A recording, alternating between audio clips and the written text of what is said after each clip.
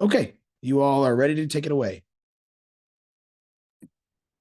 Um, I guess I can introduce myself first. My name is Anusha, pronouns she, her. I'm a junior at Northwestern. I'm studying social policy and environmental science, and I am a member of Fossil Free Northwestern, which is our climate justice group on campus. I've seen you at council meetings. I know your face. Mhm. Yeah. I'm good with faces, not with names. Hi, my name is Melanie. I use she, her pronouns. I'm also a junior at Northwestern. I'm an American Studies and Environmental Policy double major, and I'm one of the co-chairs for the Sustainability Committee at Northwestern through student government. It's Have you been to the council meetings? I have not, no. Okay. I didn't want to, you didn't look familiar, but that didn't mean you hadn't been there. We see so many people. But Yes, no worries. It's a pleasure to meet you. nice to meet you all. Yeah, thank you so much for taking the time to do this quick interview. So the first question is more personal. Everyone has special traits and gifts that they can use to change the world. Thinking about your own skills and strengths, what is your climate action superpower? What is my superpower? Interesting question. I don't know that I have a superpower. I think I'm more like Batman, that I can find resources, right? That I may not have that resource myself. So there's always an argument on Batman, is he really a superhero, or is he a rich person that can make things happen? I'm not a rich person, but I do have quite a bit of resources and know people that know people, or have the opportunity to know somebody else. So I think my connection to people. So for example, I'd say Council Member Nusma. He's my guru when I don't understand something and don't understand climate, what's going on and what the implications are. He's a phone call away to say, yep, let me walk you through this. So I think my superpower is my connectedness to other people who really are tapped in and experts in this area. So I don't think I'm a super power person that way, but I know people that are. Great, thank you so much. For the second question, many of the policies before council are future focused, like Envision Evanston and the Healthy Buildings Ordinance and CARP. These policies will have bigger impact on our lives than anyone else, yet youth voices are often drowned out. How will you elevate youth voices if you are reelected? I think by having those discussions and really, I won't say all of this is new, but your generation are more in tune with this and making sure that we understand. And again, using that superpower of being connected to say, what are we getting wrong? Because I've been here 55 years. I have less in front of me than behind, and more behind me. What are we doing wrong? Help us understand that, because you're the people that are currently here and inheriting the earth. So finding those resources, I know that ETHS has, our Evanston Township High School has students that have different clubs and organizations that focus on this. So really talking to the youth expert, the people that this affects, because when something affects you in a different way, you tend to hone in more, right? So me being Black, me being a female, I hone into that just a little bit more because it's a lived experience. So working with youth to say, you're studying this, you're working on this, you are showing us the benefits, or really not benefits, but the harms that are happening. Help us understand how to do that. And I come from, which I think is very interesting, that we are where we are, a generation where we were a lot more sustainable. We didn't have plastic. We didn't have styrofoam plates when I was a kid. We had straws, but they were paper straws, right? And now that I think because of price and accessibility, we've gone the wrong way. And now trying to get back to the things that I grew up with will be important, and having the students help us in a way to say, I'm going to be here another 50 years. This is what's wrong. Can we help you understand that? Thank you so much for sharing. I actually have a follow-up to that, if you don't mind. Uh, in your first term as a councilwoman, like what are different ways that you saw like youth voices kind of like not represented as much, or different areas in which you would like to kind of like bring them into the conversation? As you mentioned, like the youth, like members in Northwestern and Evanston and ETHS were like invested in our community as well. And so kind of like based off of your experiences as a councilwoman already, kind of like what areas do you already kind of like see for yourself? Which avenues do I Like, do you see like, is there, where are spaces where the youth, like where youth are like very active, and where like you would like some more input from like community members, especially like my generation kind of like getting more involved? Okay, thank you for the clarity. I think again at ETHS, I spent my first year, so this is really only my second year, a lot of time at ETHS, where I was talking to students. I had more access to students, and things changed, and appropriately so. I won't get into it, but I had access to students, and there's different organizations where you get access, but you go where the people, and in this case, student and youth are.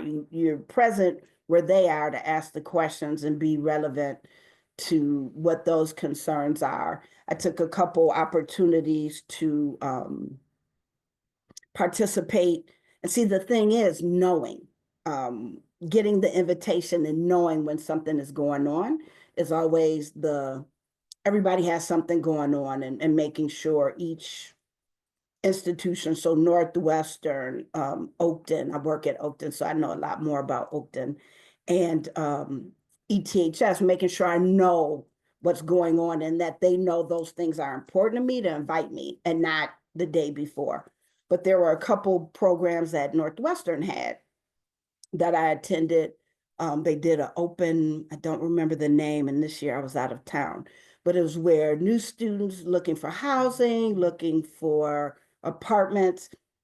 I said I wanted to go, and that was the first year that Evanston had taken the opportunity to be on campus and participate and just talk to students about what's going on, what's important to you. You know, you're here looking for an apartment, but what's going on? Help me understand. I've been out of college with my master's for 32 years, so I understand there's a disconnect, and making sure, again, my relevancy and understanding is important. I work at a college, so I think I get to stay young. I'm very excited that every year I get a whole new group of 18-year-olds coming to my institution at Oakton, and hearing them talk, understanding the different clubs, because I am the senior manager of clubs and organizations. So I'm seeing groups of students and what their concerns are, and hearing that in a non-city way, but still being able to take that information and use it for the aspects of the city and the concerns that we face. So I do that every day when I go to work. Thank you. The next question is about the Healthy Buildings Ordinance. So this ordinance is crucial, at least we believe, to meeting Evanston's climate goals, as it addresses about 50% of our community's emissions. Working with Council Member Bobby Burns, volunteer experts from Climate Action Evanston, and activists like me from Fossil Free Northwestern, we have helped to develop some amendments to this ordinance based on consultations with affected homes, houses of worships, and residential buildings like the Jacob Blake Apartments. These amendments provide more definition to the rulemaking bodies and give property owners and managers dedicated seats on those bodies. Thus far in this process, you have not supported the ordinance on the council. Will you support it with these new amendments? And if not, what would you want to change? So I haven't gone through all the amendments, but I like what I see. I'm still just always going to advocate for the people that it affects. And I know it's a scaffolding of affectedness. But when I have, and I mentioned this at the last councilman meeting, I have people in tears, like my rent is going up. My landlord already told me my rent is going up. They're not going to afford shoulder the cost of that, right? And we see that with the cost of eggs. I'll keep using that example.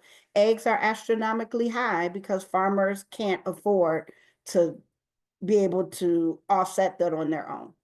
So once we get to a place, and like I said, it's right over there on my couch looking at me. It calls my name every day. Making sure that I'm sharing those amendments with the people that have the most concern, because they're not always the people that are on the council meetings. They're not the people that are reading through that or understanding that. So when I get the final look, but yeah, Jacob Blake Manor, that matters. Those are our seniors who are on a fixed income. What does that mean for them? What does that mean for the mom who is excuse me, barely making it in her apartment, and now it's an old school apartment, and now they have to change this and that goes up. So I always want, and I've mentioned this before, the rulemaking in front of it. I want to know what the penalties are. You can't say, we're going to fine you, we don't know what that is, but we're going to fine you if you don't do that. That's not transparency. So I always want to know, this is what it is. If we don't meet these goals, what is the pace in which there's the penalties or the fines or the repercussions of that. And we did that, to me, backwards with the landscapers and the gas. We totally diminished a working population who couldn't afford to do these things and put them out of business. And that was by no means what we wanted to do. And it wasn't, we didn't do it the right way. We went backwards. We said, you can't do this. We didn't investigate what that looks like, what now I'm losing my words, I apologize. What the infrastructure, that was the word I was looking for.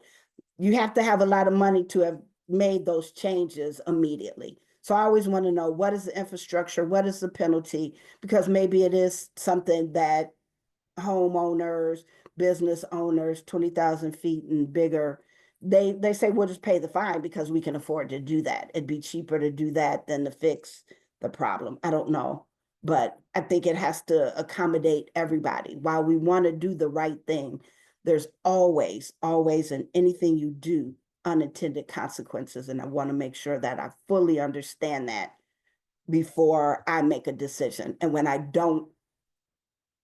am unclear and I'm not getting the answers, and not by anybody's fault, but maybe I'm not clearly understanding, I will always find it easier to say, no, I need to pause. And I'm not a pause type of person, but I will say, no, I need to understand it, because it's easier for me to say no and get information than say yes. And on the back end say, I really wish I would have slowed that down and understood that better.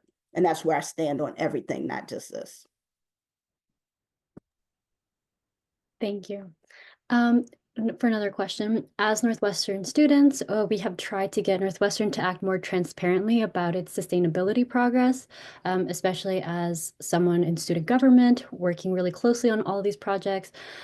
Despite all of our efforts, Northwestern still hasn't updated its sustainability plan since 2021 and has yet to replace its lights with LEDs, something that District 65 and District 202 accomplished years ago. I'm Clearly, just making notes, so that's why I went off. yes, I'm going to make note of that. clearly students need more support. How can City Council help to keep Northwestern accountable? And what steps can we take to make the relationship between Northwestern and the Evanston community more mutually beneficial?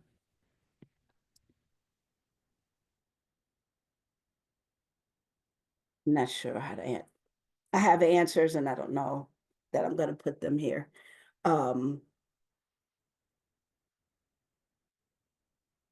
When I don't like, whether this bites me or not, I find it hard to not be honest and transparent when I'm trying to couch my words. If I don't like how Target treats me, then I go to Macy's. So students also have choices. Your dollars speak, right? The city, our dollars speak as well, wherever we go. I think everybody has to toe the line, and it can't just be the city saying you've got to do this. And I know you guys are trying, and they're not cooperating, but I think everybody has to, we just had a blackout because of all of the DEI rollbacks. A lot of people created a movement where February 28th, no one was shopping at Target, right? And they lost billions of dollars. That's how you cripple somebody and not force them to do what they want to do, what you want them to do, but that's how you make somebody really pay attention to what you're saying. So I think students have to stand up and say, if these things don't change, we're not going to go here. Northwestern is a premier school, but they're not the only premier school. The city, on the same token, has to say, here's our laws. And I struggle because it seems to be this back and forth with Northwestern, and it's never going to be that for me. I want everybody to do the right thing, not just one entity, whether they're the biggest or the smallest. I expect the dollar store, and I'm just using them as an example, the small single mom and pop dollar store to do the same exact thing that is appropriate that I would expect Northwestern, that has 30,000 students, to do the right thing, because the right thing is right, correct, whether it's a lot of people or not. So I think we all have to push forward, explain why, have Northwestern explain why, and I'm taking notes. So you said they haven't updated, because when I get off the phone, off this call, I am going to make some calls, be clear about that. So they Yeah. haven't updated. Their sustainability plan since Okay. 2021. 21, you said? Yes, 2021. Okay. And this differs from they have released recently their carbon emissions count, but this is different than what steps Northwestern will be taking as an institution in terms of sustainability, like all together, like every single part, like from academics to infrastructure and what that looks like. And I heard you mention something about LED lights. Yes, we actually, as student government, we've been trying to push more of Northwestern to become more energy efficient. That means switching to LEDs. District 65 has done it, District 202, but not all of Northwestern, like campus unanimously has kind of like led that initiative to do an energy audit. Yes. So that is something that students would love to see. We've actually gathered a lot of student support around these topics, and we still haven't really been able to kind of really push Northwestern to be held accountable for the needs that students want. Okay. If there's some documentation, I'd love to see it, so that when I enter into conversations, I can say, this is what it is. I know working in higher education, we all right now are struggling with what to do to deal with this national crisis that we have. It is a complete crisis from the highest level of this United States, and we're being pulled across the board. But this is stuff before the crisis began. So I will be following up with somebody. That doesn't mean anything will change immediately, but I appreciate you letting me know those things so I can make some calls and ask the whys of, or why nots. Thank you so much. Mhm. Yeah, thank you. I just kind of have a follow-up question to that. And, I appreciate you saying that like you want like city council to help with holding Northwestern accountable, because I think, we've seen with, for example, something like the worker ordinance that passed 2 weeks ago. That is like a big thing that city council did to hold this institution accountable in a way that students are just not able to do. But I would also say like the atmosphere at the school has been a lot different than it was in previous years. It's a lot harder to protest and to like speak out against the university, as is happening at a lot of like institutions across the country. And then you kind of combine that with the fact that like Northwestern is rolling back a lot of its DEI stuff, which makes it even more challenging for a lot of students who hold some kind of like marginalized identity or are here on financial aid or something like that to speak up against what's happening. So I guess my question is like, in light of a lot of these changes happening, how do you think city council can continue to like pressure Northwestern to you know, whether it's climate goals, whether it's like respecting the community or treating workers correctly, like what steps do you think city council can do to help students or support students in our like um efforts to hold the university accountable?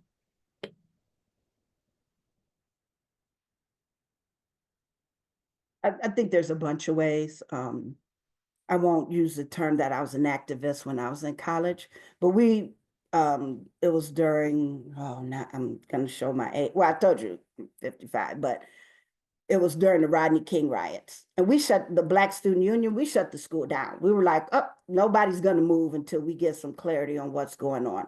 Now, this is at a national level, and I understand the scramble of everybody because in my estimation, so I work for student life and campus inclusion.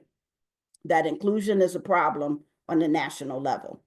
If I need to remove the word inclusion, and depending on how viral this goes, I'm okay removing the word. That doesn't remove my intent. That doesn't remove how I will move. You know what I'm saying? As a staff person, we just don't have that word so that it doesn't bring attention, but I'm still going to do the work and the mission that is true to me, that I was hired to do. And in all transparency, and my college knows I'm very frank in who I am. If, for example, Oakton got rid of inclusion, diversity, and equity, I would quit my job. And I have to figure that out, what that meant to my livelihood. But I can't work somewhere that does not personally meet my goals, my needs on a personal level. Financially, there's money to be made somewhere else. I can do that. So working with Northwestern, and I think money motivates Northwestern. I think prestige motivates Northwestern. Figuring out where to leverage those things is the key. And I don't know that Evanston gives them a lot of money versus us getting it. So I don't know where that leverage is, but there's some leverage. And we both have leverage over each other because we both are main staples for here. We're very clear, without the students of Northwestern, Evanston is not going to survive. And if Evanston, we shut our doors and didn't offer the services that we had, Northwestern and Northwestern students would have problems existing here as well. So we understand that in tandem, we have to work together. I don't have a for sure answer like, oh, we'll build a wall and cut off access, right? No. What does that look like? That really matters. And anybody that tells you a direct thing might have more information, but that's just trying to appease. And I don't want to do that. I want to say we'd have to investigate what intrinsic things matter, that if we cut that off as a city because this is where we stand, then that's what we'd have to look at. Yeah, thank you. And next question is talking a little bit more about like teamwork on city council. So at Northwestern, we learn a lot about the value of teamwork through clubs, projects that we do in our classes. And while the city council is a different kind of team than what we have at a university, your power is derived from collaboration as a legislative body. So where do you think collaboration could be improved on the city council? What changes might you make to have more productive collaboration as a council next term if elected? Yeah, good question. I think there was a lot of change on the council this year with my seat and the 9th Ward changing. And I can say, I think, so that collaboration is a built experience. It isn't just you walk in and you collaborate. It's a built experience with one another. So I think there were some disruptions just by the changing of personnel of the council. I hope with the new council, if selected, and that's totally up to the Evanston 2nd Ward residents, but if selected to return, and even if I wasn't, the council in general, I've already sent some information to the city manager on trying to really do some more team building and understanding going back to the last question, what motivates people? That's what makes people move in different ways. What motivates you? What's important to you? How do we give and take? Right. So I know this is your passion. This is my passion. Where do they cross? Where do they scaffold one another? Where are they directly different? And how do we get on the same page? Do I take this loss for this other win? Because that's what it is about. Trying to make sure that consensus isn't always 100%, but moving us in the right direction. So I think doing some team building, and some of that may have happened before I got there. I came in at the second half of the council. So when myself and Juan got there, and Juan was there 3 months or 4 months before me, they kind of had the team. I was the newbie trying to understand some things. And I think it's just the ongoing thing that we have to always work and grow with.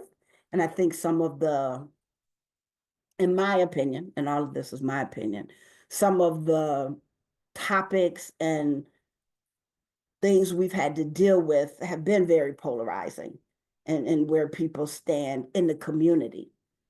Evanston is a very unique place, and I've lived here almost all of my life, but I didn't realize how unique the government was until I really got on the council myself. So I think working together, understanding, and really the new council should be working on, everybody should come together to be able to fight the ongoing things that are happening on a national level at this point, and making sure that we're protecting our residents. I think if we can't come together for anything else, it has to be for that. What things can we do to protect our residents? Because it's already weird, and it's getting weirder, and weird is just the nicest word that I can find at the moment. Well, thank you so much for answering our questions, being mindful of the time. Is there anything else that you would like to talk about with these last few minutes that we have? Anything you'd like to share? No, I'm just here to answer what you guys ask, and just trying to, we fumble through this thing called life. It's just a matter how you fumble through it.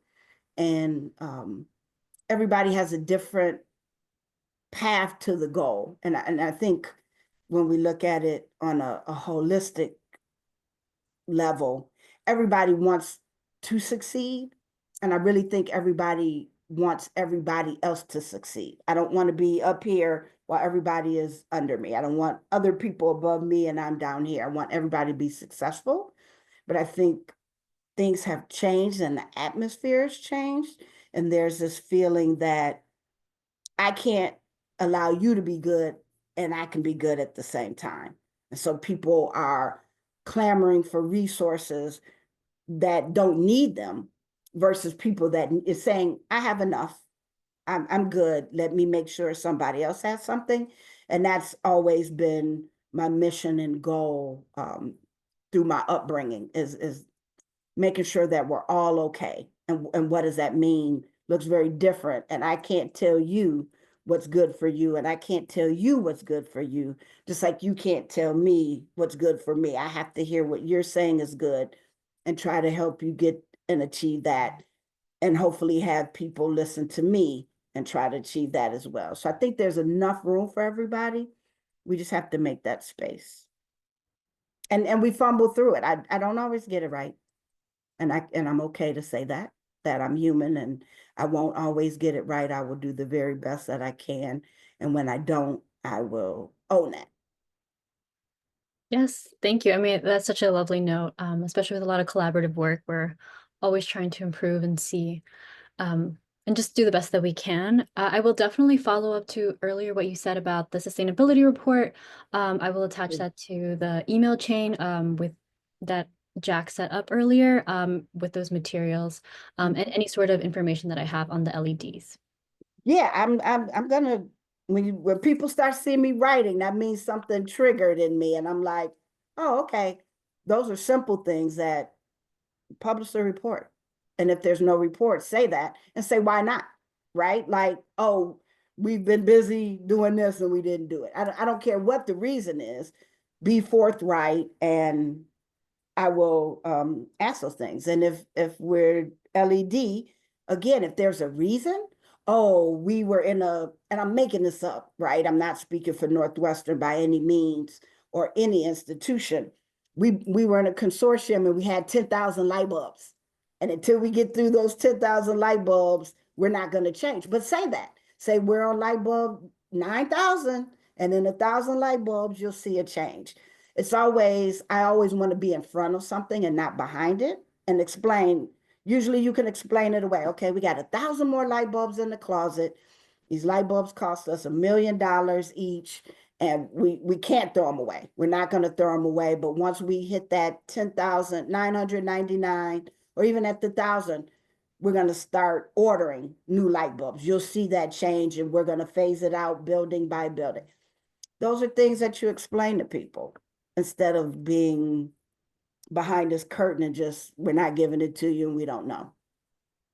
Sometimes we get in our own way by being elusive. Thank you so much. Yes, thank you. I look forward to getting that information. Yes. Jack Jordan, I'm not sure if we have anything else.